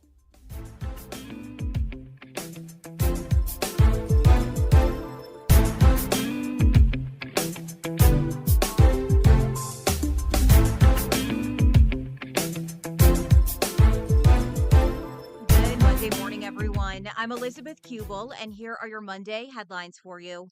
Overnight, a man is shot and killed in Algiers. The New Orleans Police Department says that it happened around 10:30 last night on Newton Street and Atlantic Avenue. They say that the victim was taken to the hospital where he died. Police say they are working to identify a suspect, so if you have any information at all on this shooting, call Crime Stoppers at 504-822-1111. After 8 months, the National Guard is ending operations in New Orleans starting today. They are expected to be completely out of the city by the end of the month. Troops were first deployed during the 1-year anniversary of the Bourbon Street terror attack to help with major events like the Sugar Bowl. Mayor Helena Moreno thanked the Guard and said while the deployment is ending, it is not the end of the partnership. And today is the last day for you to give your input on the New Orleans Recreation Development Commission as they search for the next CEO. A community survey is open now, and it asks what changes you would like to see and what you're looking for in NORD's next leader. The survey will close at the end of the day. Once NORD combs through applications and selects finalists, you will be able to attend a forum and hear directly from candidates. And that is a look for you at your Monday morning headlines. I'm Elizabeth Kubel. Come close. WBOK. No, Great day. closer. Great week, Have you everyone. heard about the new blues show? It's the Blues Buffet with Jay Boogie, serving up all the blues you love to listen to. Hey, New Orleans, it's Jay Boogie inviting you to join me for the Blues Buffet, the best soul blues mix on the planet. Happening Saturday night at 9 o'clock, right here at 12:30 a.m. WBOK.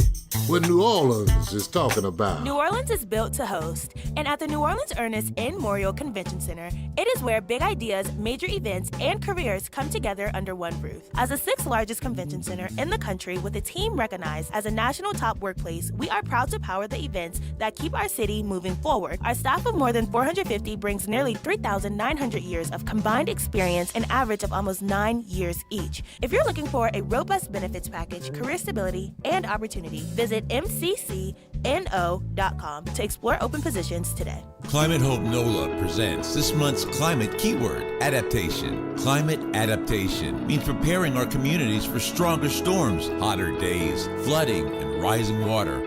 That means planting trees, restoring wetlands, protecting homes, and helping families recover stronger after disasters. In New Orleans, resilience is part of who we are and how we survive. Learn more, stay informed, and take action with Climate Hope NOLA. Visit Team Hope NOLA on Instagram to learn more. This is The Law in Your Legacy. I'm attorney Pete Hamilton. I'm attorney Ryan Hamilton. Losing a loved one is tough enough. Do you really want your family dealing with court battles and paperwork on top of it? Whether you choose a will or a trust, think ahead. Take care of your family. Let them focus on healing instead of headaches.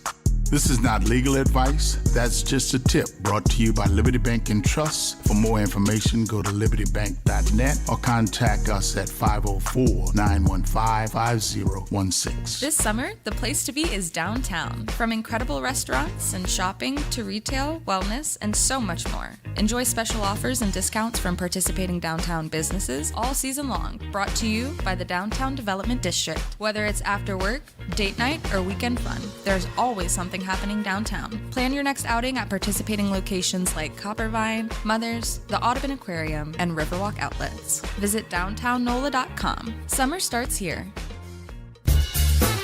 This is Andronika Morris, host of Put Housing First. Join us every Tuesday at 12 o'clock, where we will discuss how housing affects every aspect of our lives and what's necessary, what's needed to guarantee housing for all. Join us every Tuesday at 12 o'clock as we dig down deep onto the issues that affect all of us.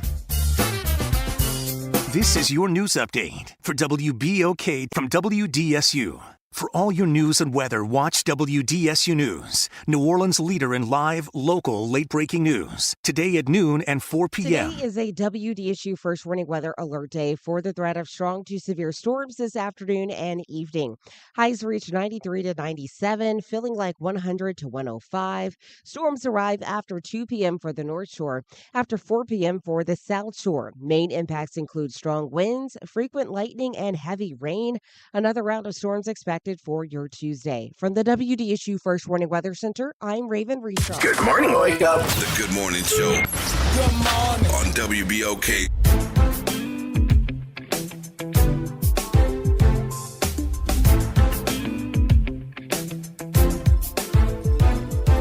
Good morning, good morning, good morning, good morning, New Orleans, and welcome back to the Good Morning Show. If you've been in tune with us since the 7 o'clock hour, or maybe you just tuned in the 8 o'clock hour. Good conversation with Tom about ego tripping. And the show airs for the first time, premieres tonight at 9 p.m. on WYES television. Well, I know a lot of you all been hearing about, to some degree, following the NDA drama with the data centers and more. And we've got reporter Drew Hawkins to talk with us about his reporting about the NDAs. And NDAs means non-disclosure agreements. Yes. That's what NDA is. Yeah. Non-disclosure agreements. Which basically means you're not going to talk about these things. Yeah. And we got your signature here. Do it, but don't say anything. Yeah, right. And we'll see what Drew found out about that. Good morning, Drew Hawkins from the Gulf States Newsroom. Good morning. How are you? Good morning, fellas. I'm doing well. I like that. Do it, but don't talk about it. That's about right. Okay, I was right on that one, Drew. Oh, yeah. boy. I mean, honestly, that's such a simple but accurate explanation. I think I might have to steal it from you. Go right ahead. You can have it. Run with it. Run with it. That's one that doesn't need any attribution. Rose just giving it to you. Right. So look, Drew. Yeah. You've been on this case. You're officially public health reporter, senior reporter, special projects reporter. You have a number of responsibilities with the Gulf States newsroom. Set us up first with what is Gulf States newsroom, and why do we see your work in other places? You know, this is such a good question, and one I don't get asked too often, so I appreciate the chance to explain it. So, you know, let's start with Gulf States Newsroom. We are what's called a NPR collaborative newsroom.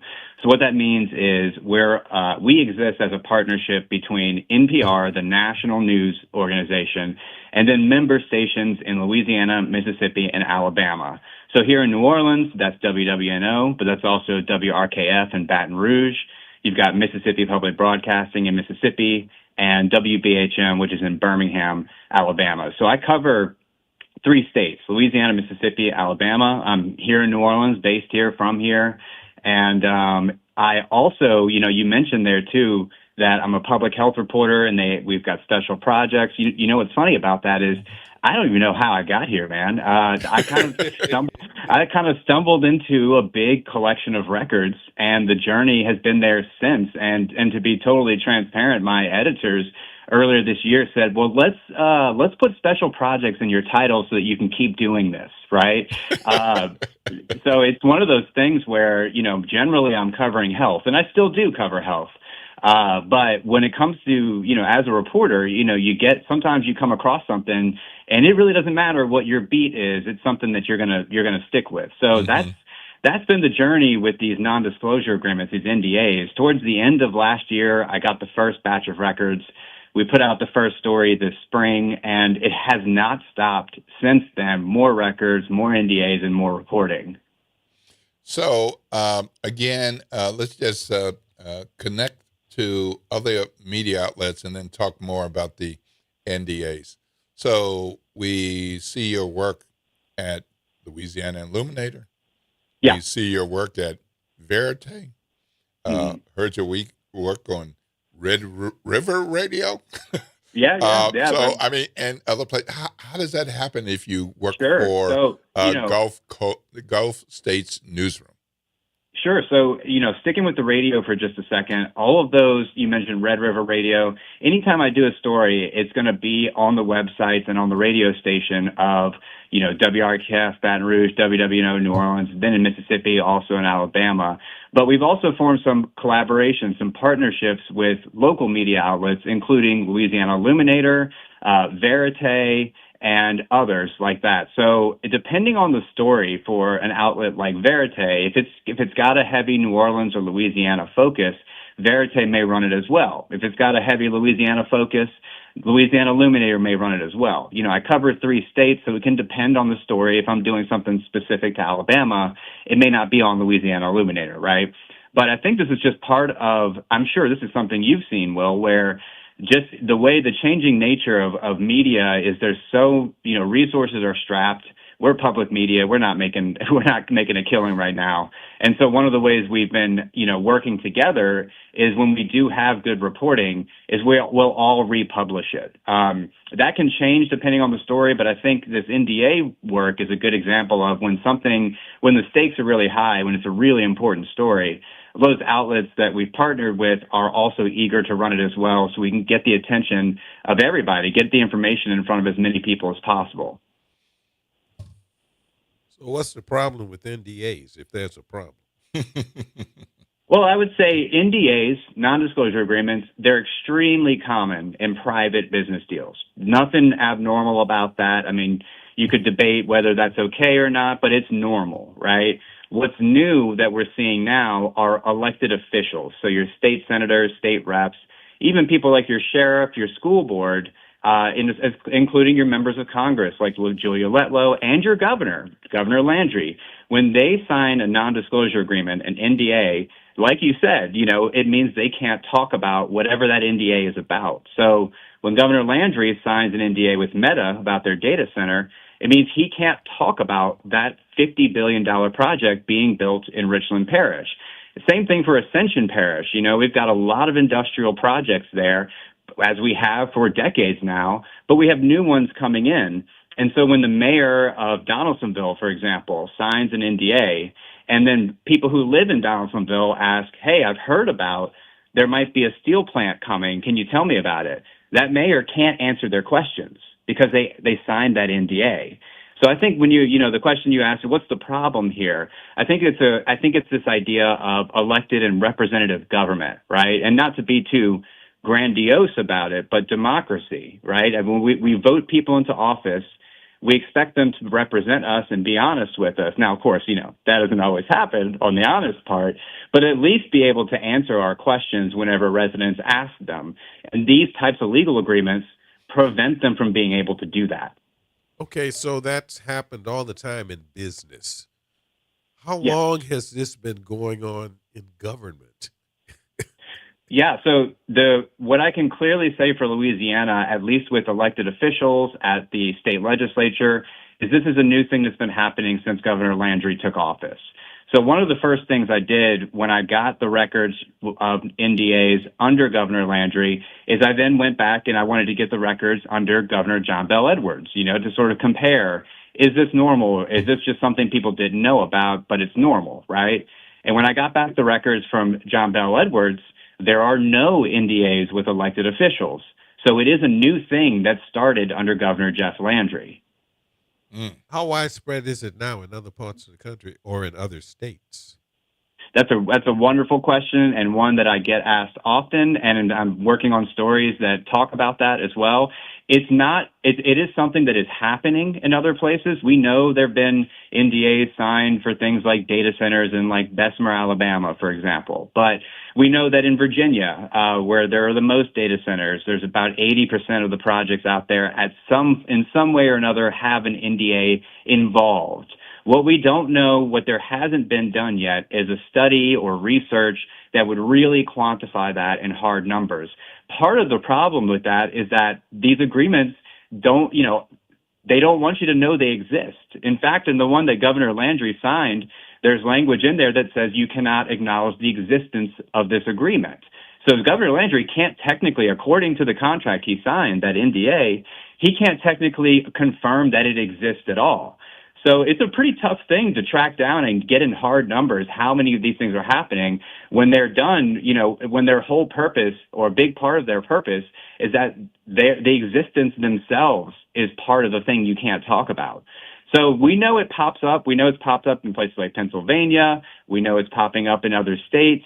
But one of the things that we know for sure that we can confirm is that the widespread use that we're seeing in Louisiana really is sort of special, where it extends across multiple state agencies. It goes up to the highest elected official with the governor, all the way down to things like, student interns that work at the state capitol and, school board superintendents and sheriffs in parishes where these big projects are being planned.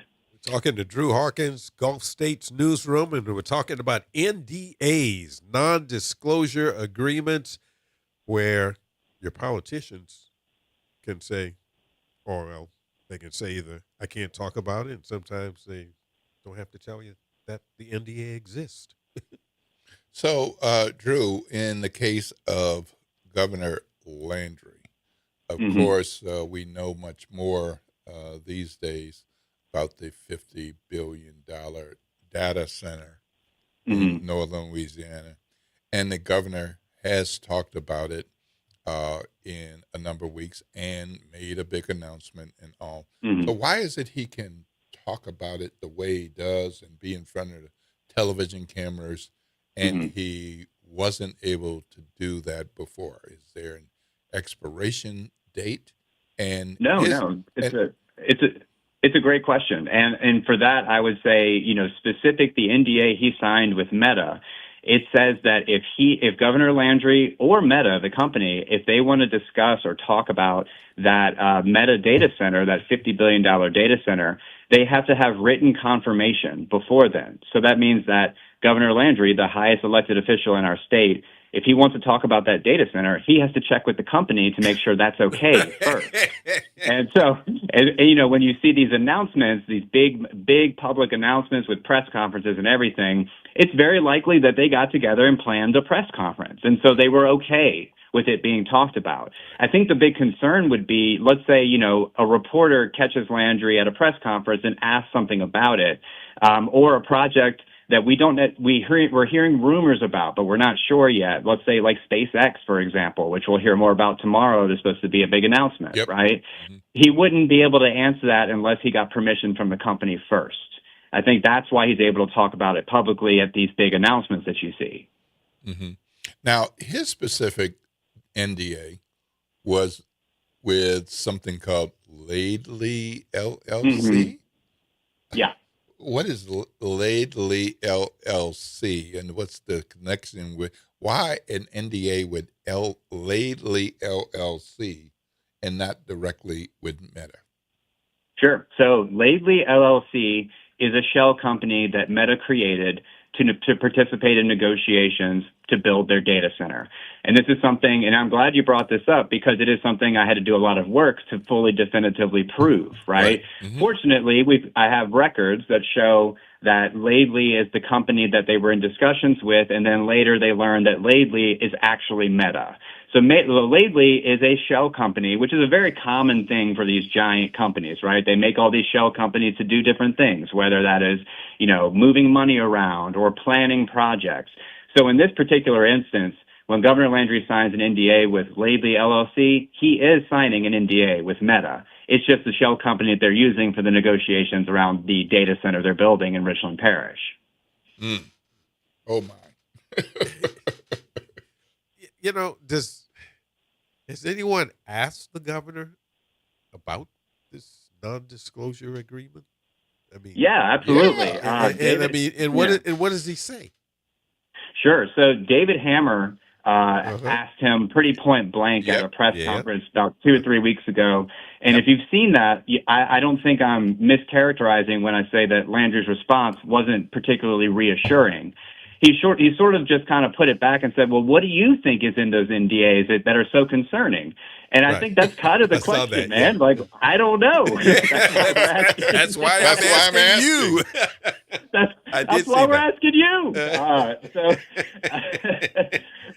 But, he's talked about this. I believe maybe he was it Newell Norman? I forget. He was on a show, a radio show about 2 weeks ago, where he was asked about it again. And he kind of framed it as, well, these things are necessary in order to get these big companies to sit down seriously for negotiations. That's kind of the argument that they're making, that if you want to land a big deal like Meta, and Meta wants NDAs, you got to do the NDAs. That's how they kind of characterize it. But it is worth pointing out, that plenty of deals, including data centers in Louisiana, if you look at like West Feliciana Parish, they've got a data center coming there. No NDAs. Plenty of deals are done without NDAs. It's really just because the company wants it, and the company doesn't want, Mississippi or Arkansas or Pennsylvania to know what Louisiana is offering, so that the company can then pick from the highest bidder as far as tax incentives and, access to resources that a state is willing to give. At least that's the way it's been put to me by experts I've talked to about this. So speaking of NDAs and lately, yes, there are dozens and scores of people who have signed these NDAs, but one of the folks who got some specific NDA attention recently was Congresswoman Julia Letlow, and for a particular reason. Talk with us about that. Yeah, I would say so. So Julia Letlow signed, actually, it's the same exact document that Governor Landry signed with Laidley LLC. It's the exact same NDA. And what's interesting about her NDA is she signs that in June 2024, and then by October 2024, she then buys stock in Meta, right? And then in December 2024, then she appears at the public announcement announcing the project that the data center is coming to Richland Parish.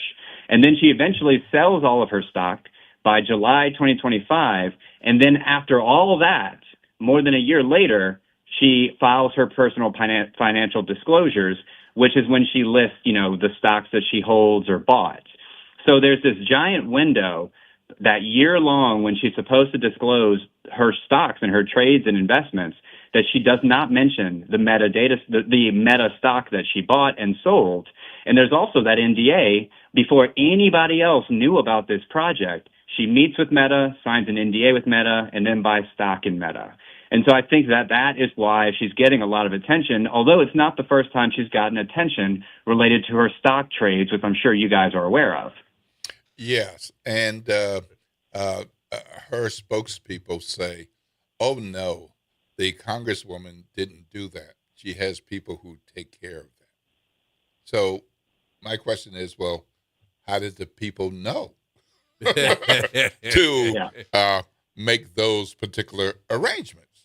That's a good question. And, I will say, too, that that's a pretty common explanation. Anytime a member of Congress is asked questions about questionable or sketchy looking stock trades, is they say, oh, I don't manage it. I mean, you can look at like Nancy Pelosi, who has said that her husband manages their stock trades. She has no involvement. And I don't know about y'all, but if I was making stock trades and not telling my wife, it wouldn't go down super well at my house. Right. So this is a pretty standard sort of explanation that, oh, that's my broker. I had no involvement. However, it's worth pointing out her broker didn't buy Meta stock before it, right? That was a new decision by her broker. Right.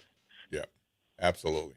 Well, thanks, Drew. Thanks for joining us. Appreciate your making the time, giving us some more context and some clarity about these NDAs. We'll be following your work and following this story because it looks like you and others will continue to dive in and to dig deep to find out more because it's not going away. Somebody's going to court or someplace at some point. I think, Andrew. I guess We got a lot of stuff coming ahead of us that we're going to be finding out about. With the Letlow thing, it can depend on what party's in power. Right now, the Republicans control the House, and we'll see if they investigate. But I have a feeling we're going to be learning more and more and more over the coming months and years.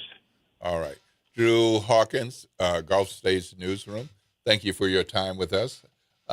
Providing our WBOK audience of listeners with good information about NDAs, giving us a good update. Happy to do it. Thanks for having me. Lord's blessings, sir, and have a great day. You too. All right, folks. I'm Will Sutton with Ro Brown. Good conversation with Drew Hawkins. It is 8:48 a.m. We got a few more minutes with you until we turn over these mics to the front porch. And if you got somewhere to be at 9, you got about 12 minutes. So you could make it if you got 8-10 minute ride. But if you got 15 to 20, it's going to be tough. So pay attention to the speed limit. Pay attention to your driving. Pay attention to the crazy drivers out there. Make sure you get where you're going and not be in the news because of accidents, injuries, or deaths. 8:49 a.m. I'm Will Sutton here with Ro Brown, WBOK 1230 a.m. What New Orleans is talking about all day long.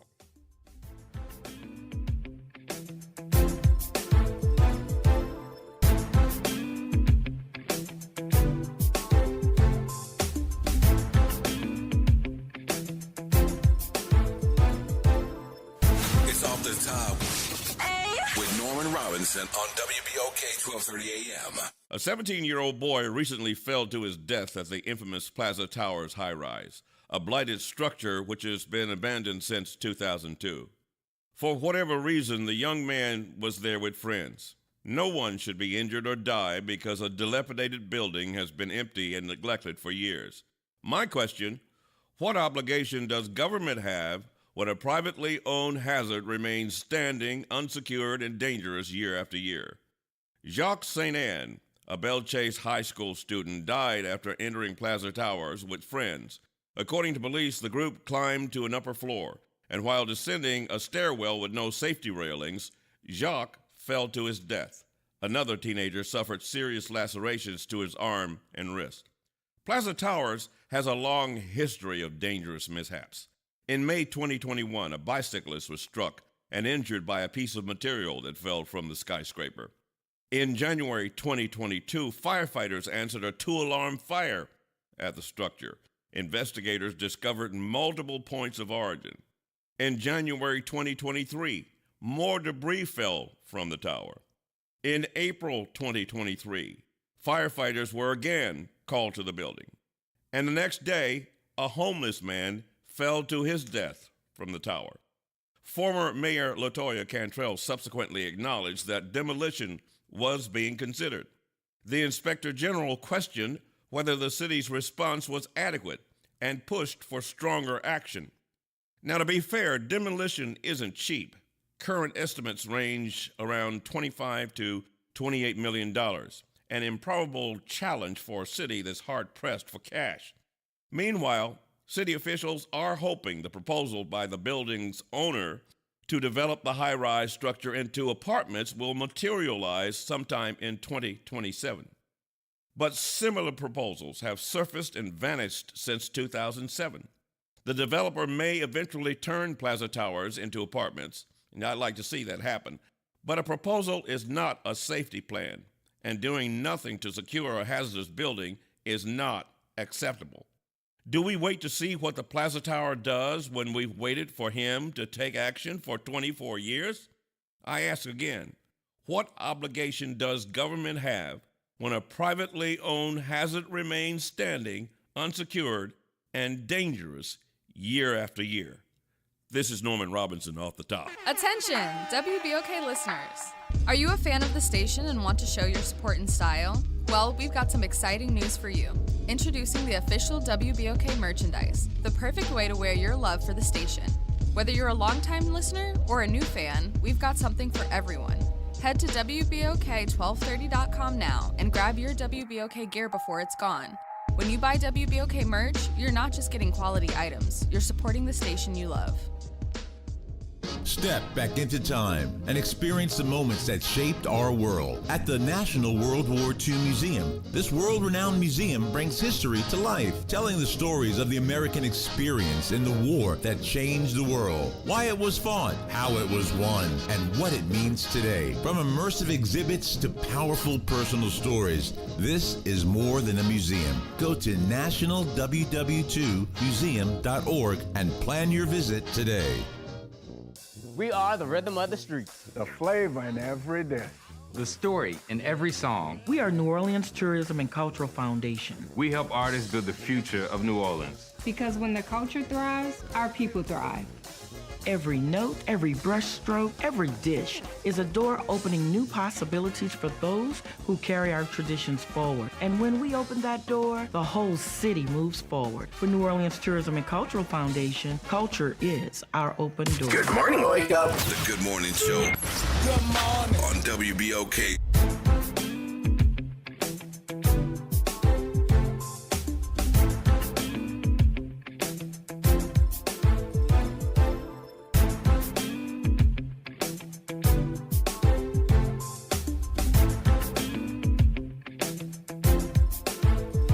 Good morning, good morning, good morning, good morning, New Orleans, and welcome back to the Morning Show. I'm Will Sutton, here with Ro Brown. Good morning. I want to acknowledge the death of Jerome Smith, Big Duck. Yep. Longtime New Orleans civil rights activist, freedom rider, and so much more. We lost him on Friday, 87 years old. This man, if you don't know him, you need to look him up. Yep. And lots of people know him across the city, across the state, and across this nation. And he's from right here and did a lot of good to help a lot of people through the years. So Lord's blessings and prayers to his family and the close friends who helped him in these recent weeks, months, and years as he was ailing. You know, he's one of those people that I was always glad that I got a chance to tell him thank you. Because, you know, those people like Jerome Smith, the reason why, I was able to live whatever good life I've had. And that's, I used to see him waiting for the bus sometimes, sitting at a bus stop. Everybody knows he was a freedom rider, that sort of thing. And if he was at a bus stop, I'd stop, I'd pick him up. Where you going? And he said, "Oh, Ro, I'm fine. I don't have that far to go." I said, "Get in. You've ridden enough buses in your lifetime. Wherever you're going, I will take you there." Okay, right. And I did. Right. Okay? Yep. And the last time I really talked to him, I gave him a Negro Leagues jersey. Oh, nice. With nice. all it with just about 25 or 30 logos of Negro Leagues. He was so happy. About that. He was so glad. Reverend Calhoun, you're on with Will Sutton and Ro Brown. Good to have you back. How are you, sir? Good morning, gentlemen. Good morning. First, I want to tell Alicia that I will submit an application to be an honorary Ram. Now, you see, I mean, why are you starting that stuff? I mean, right out of the box. But here's my question. Before Jeff Landry took office, wasn't this would have been a violation for Ms. Letlow in the ethics? Because I do know that once Jeff got in, he changed the ethics rules. So if under the old rules, I don't know if you know or not, Will and Ro, would she have been in violation for what she did? And I'll hang up and listen. Well, we could say that about a lot of things that's going on right now in government that would have been a violation or unethical that's being done. And that's on the national level, and obviously it has to filter down to the local level, and it has. That's my opinion. Yeah. And part of this, my view is that the President of the United States has moved us into a culture where I don't care. But it's what only the law says. But it's only for them. Right. I don't care what the law says. This is what I'm going to do, and I will test the law. Yeah. Witnessed the tariffs recently, and he went ahead and did it. Then the court said no, and now we're having to deal with that. Before we go, Ro, how about those Saints? Who about them? 34-0. Yeah. I did not see a second of that game. I haven't watched any of it. Like I said, preseason games, it sounds like it was a bad one. Preseason games, I don't get excited when they play well and win. I don't get excited when they play badly and lose. This sounds like it was a pretty bad one, however. So, when the real people play, then I think there's something to be concerned about. If the first stringers look like that, that's a problem. Yeah, okay? but when you got to pull first stringers for injuries or rest or otherwise, and you go to your second string, if these are the guys stepping up, they may not be. Yeah, and they may not be up to. They may not be up to snuff. Yeah, that's true. Yep. But they are still rebuilding, and that's part of the rebuild. Yep, absolutely. All right, folks, we're going to get up and get out of here. Make room for the front porch with Kimber Wright Dupree. And after the front porch, we'll have Tyra Smiley. And then later this afternoon, we'll have the G-Man and Suzette Becknares on the reality check. So stay tuned. Lots more coming on right here at WBOK, 1230 a.m.